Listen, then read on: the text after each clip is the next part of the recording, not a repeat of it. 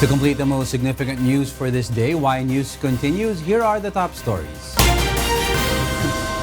21 Filipino seafarers are now stranded in India on board a shipping vessel.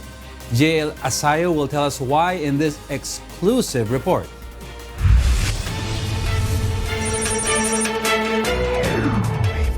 A picture of seafarers seeking an urgent help was exclusively sent to UNTV News and Rescue. On board in a shipping vessel MV Evangelica M, the 21 seafarers were holding a banner that says they were abandoned by the owner and have been already spending 102 days since October 3, 2018. Their situation had been made even worse as they have not been receiving their salaries for 4 months now. Captain Alexander Apao, who's the team leader, shares their story. Na-bankrupt na yung kumpanya. Simula dumating kami dito June 23, tapos ng July, yung June namin na sahod, hindi na dumating doon sa pamilya.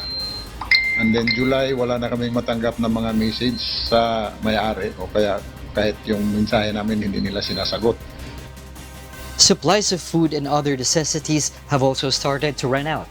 Captain Apao says to continue surviving and saving what is still left, they would ask for some catch whenever local fishermen pass them by.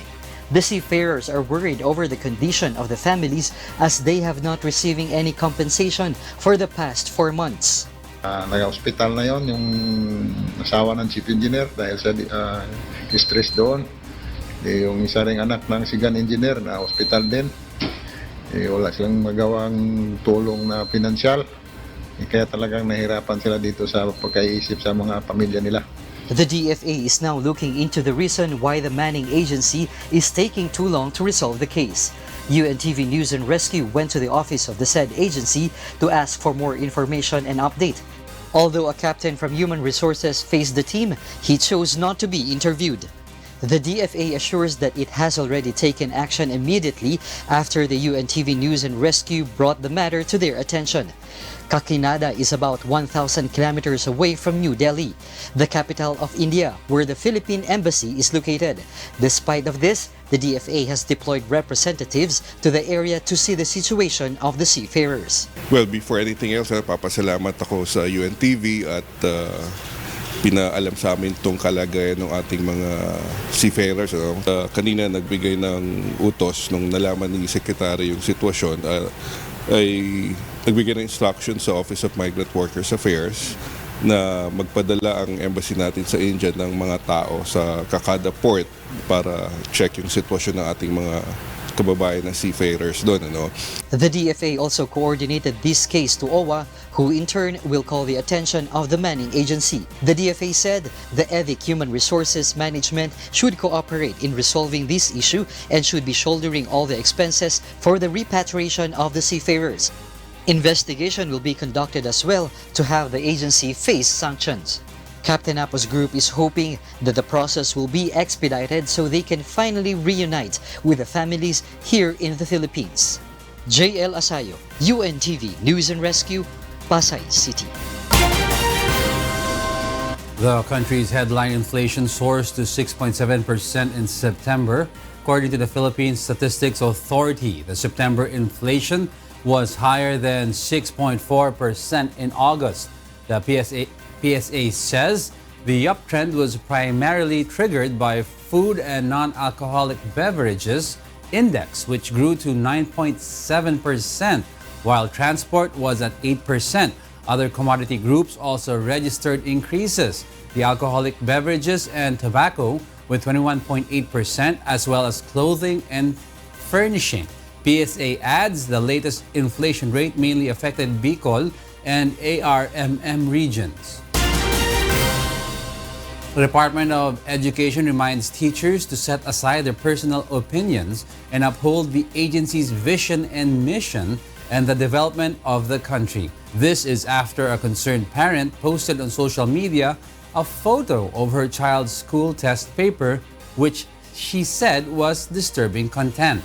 The parent said the paper contains inappropriate phrases like policemen are abusive and policemen have big pot bellies for a test on the use of adjectives for grade 2 pupils. Another disturbing line that caught her attention was the phrase, "The blood on the floor is very red." The parent did not mention any names, but she said the school's principal and the teacher who made the test paper already apologized. The school also promised to strictly screen learning materials. DepEd says the educators should not use conclusive or negative words to describe a person or a group, especially in teaching children who are still in their formative years.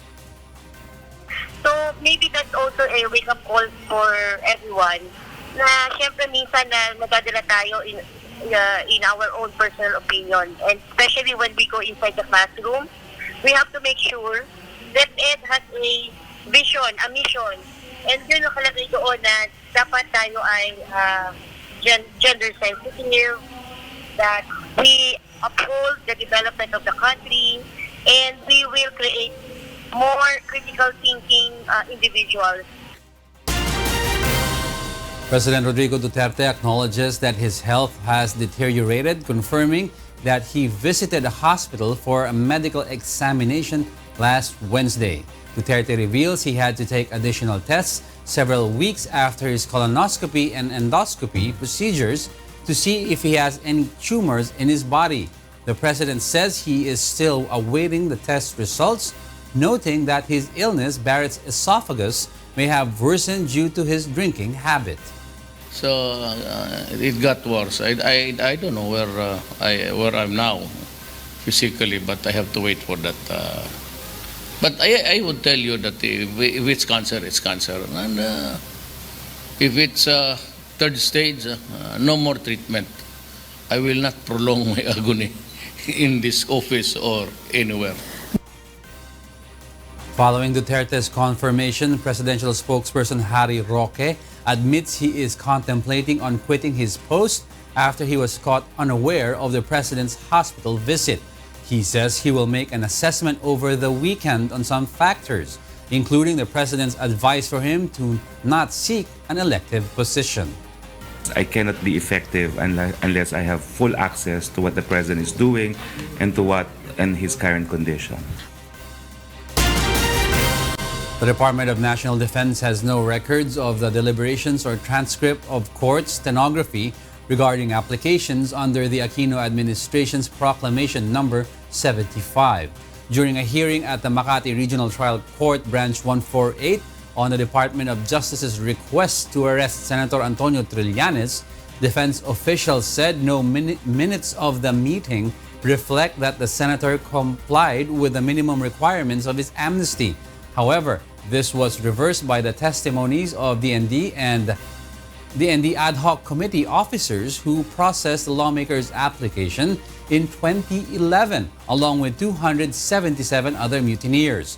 But when asked on where exactly the documents are, Trillanes' administering officer, Colonel Josefa Berbigal, said it was submitted to Honorio Escueta, the former ad hoc committee chair.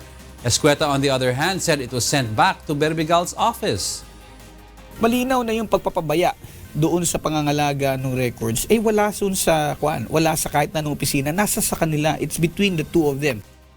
And ang sabi naman ng Amnesty Commission through the chairman that they consider that as sufficient compliance with the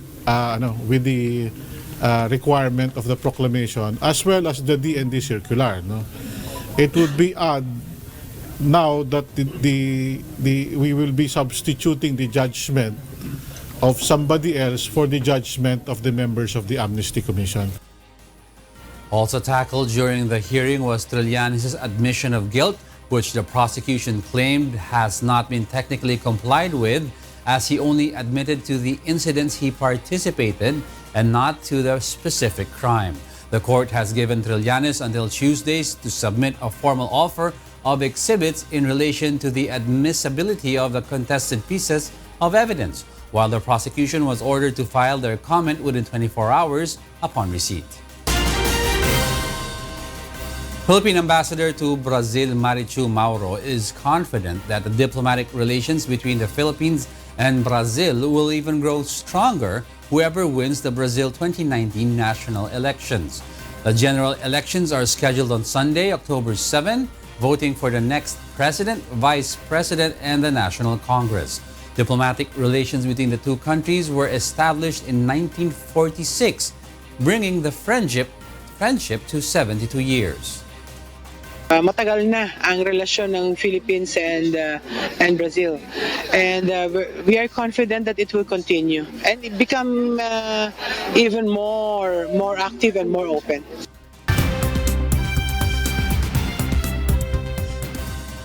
And for the news abroad, here's Stephanie C. from Hong Kong Live. Good evening, Stephanie. Good evening, Diego. Republicans are aiming to confirm the nomination to the Supreme Court of Judge Brett Kavanaugh in a key procedural vote on Friday and a final vote on Saturday, following an FBI report on allegations of sexual misconduct against him.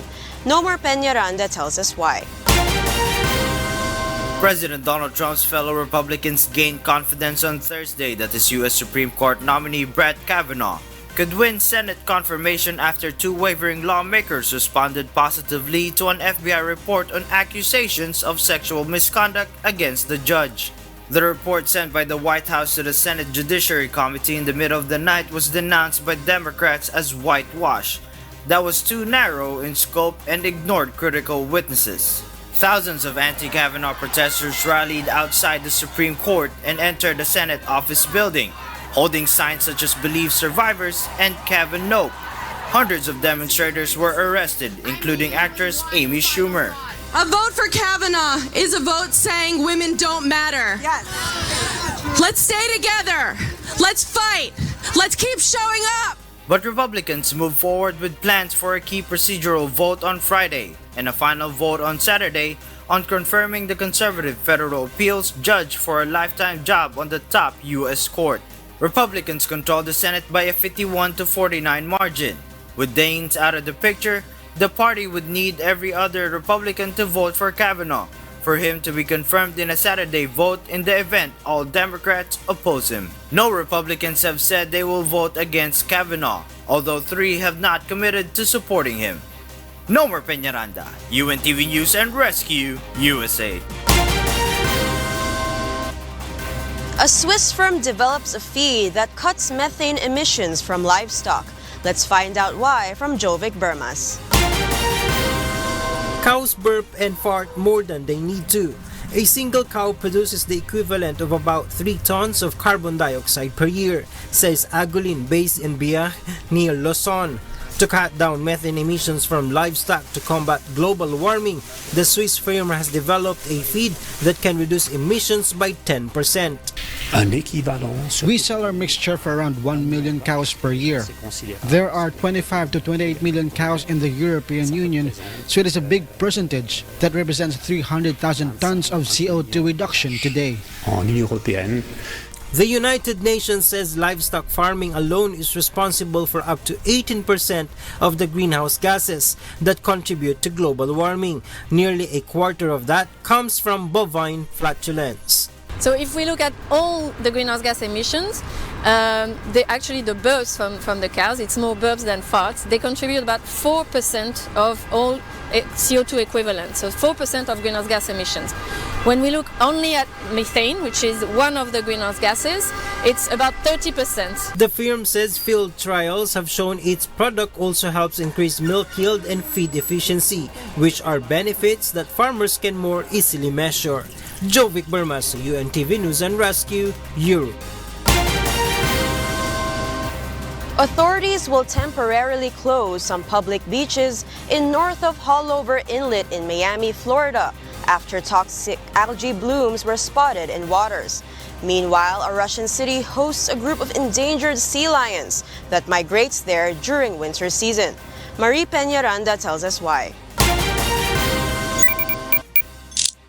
In the U.S., toxic algae blooms known as red tide have been found off beaches near Miami. County Mayor Carlos Jimenez says public beaches would be closed north of Haulover Inlet. The algae can exude toxins that irritate swimmers' skin and get carried ashore by winds, causing people to cough and wheeze. The toxins can kill shoals of fish that later wash up on the beach. Eating improperly harvested shellfish affected by red tide can make people sick. According to the Florida Fish and Wildlife Conservation Commission, red tides naturally occur in the Gulf of Florida's west coast when microscopic algae multiply into dense concentrations. But scientists have documented them on the East Coast at least 8 times since the early 1950s. In Russia, stellar sea lions settled on the blocky seaside piers Russian Far Eastern port city to spend the winter. Local biologists say that the city's pier became the sea lion's favorite wintering spot because a Soviet fish processing plant once provided a food source for the mammals, and they continue to follow the old habit till today. A new pier has been built in recent years to make their stay safer.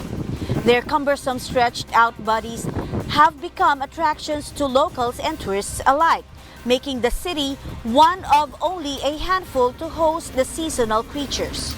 The stellar sea lion, also known as the northern sea lion, was listed under the Endangered Species Act as a threatened species in 1990. And in Mexico, the beautiful La Escobilla Beach became the scene of one of nature's wonders on Wednesday, when hundreds of sea turtles emerged from the ocean during their annual migration to make nests and lay their eggs on the sandy beaches. La Escobilla is part of the 15-kilometer protected shoreline along Mexico's Oaxacan Pacific coast that contains 12 beaches where olive ridley turtles nest. Due to the concentration of nests, La Escobilla is among the most important nesting sites. The beach sees between 7 and 8 waves of nesting marine turtles per year.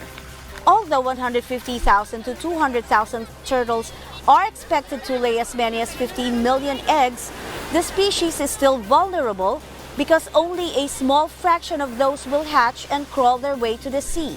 Conservation efforts have included educating local fishermen who traditionally hunted turtles prized for turtle soup and their meat.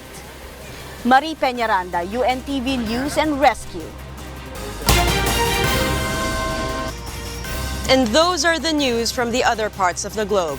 Back to you, Diego. Thank you, Stephanie C., live from Hong Kong. And those are the reasons behind the news, October 5, 2018. On behalf of William Theo, I'm Angelo Castro III. Because we need to know, we will always ask why. Good evening.